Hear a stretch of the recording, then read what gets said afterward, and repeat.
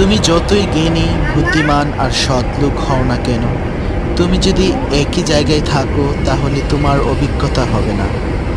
মানুষকে তুমি চিনতে পারবে না, তাই তাদের মন্তব্য কোনোদিন সঠিকও হবে না। হতে পারে তুমি কর্তৃপক্ষের খুব অনুগত, হতে পারে তুমি কোনো বিষয়ে পারদর্শী বা বিশারদ, তাতে সাধারণ মানুষের কিছু যায় আসে না। তোমার টাকা যদি ব্যাংকে পড়ে থাকে তাহলে তাতে মানুষের কোনো কাজে লাগবে না।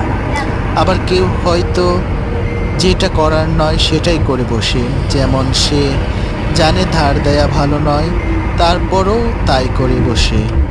সে ভালো করে জানে তার সাথে তার বন্ধুত্বটা শেষ হয়ে গেল। যখন তার কাছে টাকাটা ফেরত চাইবে তখন বন্ধু হারিয়ে যাবে। তা জেনেও যারা মানুষের